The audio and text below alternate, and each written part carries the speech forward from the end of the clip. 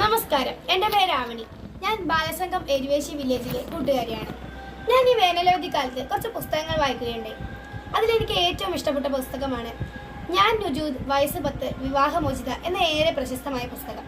പ്രശസ്തമെന്നാൽ ലോകത്തിലെ തന്നെ ഏറ്റവും പ്രായം കുറഞ്ഞ വിവാഹമോചിതയുടെ കഥ. യമനിലെ നിലവിലുള്ള വിവാഹ വ്യവസ്ഥയെ തന്നെ മാറ്റിമറിക്കാൻ കാരണമായി തീർന്നവളാണ് നുജൂദ് അലി.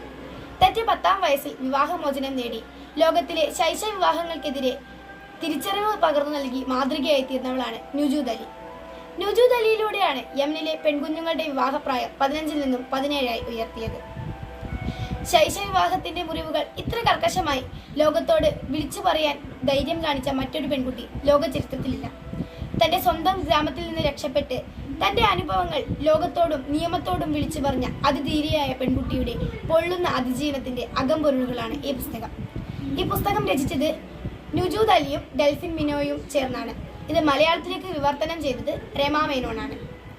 നുജൂദിന്റെ ജീവിതത്തെക്കുറിച്ച് പറയുകയാണെങ്കിൽ, യമനിലെ ഗാജി എന്ന് പറയുന്ന സ്ഥലത്ത് അലി മുഹമ്മദ് ഷോയ ദമ്പതികളുടെ 16 മക്കളിൽ 15ാമയായിരുന്നു നുജൂദ്. വിവാഹം കഴിക്കുമ്പോൾ നുജൂദിന് വെറും 9 വയസ്സ്. 9ാം വയസ്സിൽ ഫൈസ് അലി താമർ എന്ന 31-കാരന്റെ ഭാര്യയായി അവൾ.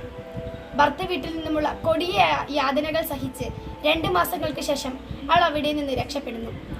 തന്റെ അച്ഛന്റെ 2ാം ഭാര്യയുടെ ഉപദേശപ്രകാരം അവൾ കോടതിയിലേക്ക് കടന്നു ചെല്ലുന്നു. വിവാഹമോചനത്തിന് ശ്രമിക്കുന്നു. അവിടെ വെച്ച് മുഹമ്മദ് അൽഗാസി എന്ന് പറയുന്ന ഒരാൾ അവളെ ജഡ്ജി അവളെ താൽക്കാലിക സുരക്ഷിത സ്ഥാനത്തേക്ക് മാറ്റുന്നു. ഷാദ എന്ന് പറയുന്നവരായിരുന്നു അവളുടെ അഭിഭാഷക.